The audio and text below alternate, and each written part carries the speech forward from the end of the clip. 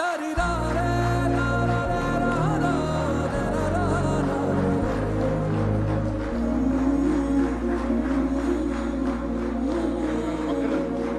నేను ఆయన పక్కన పెట్టుకుని చెప్పాలి.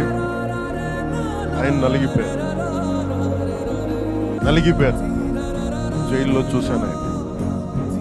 పాపం భువనేశ్వర్ గారి బాధను చూశాను. నేను అనుకున్నాను, అమ్మ మీరు కన్నీళ్ళు పెట్టుకోండి, మంచి రోజులు వస్తాయని చెప్పిన మంచి రోజులు వచ్చి వారికి మనస్ఫూర్తిగా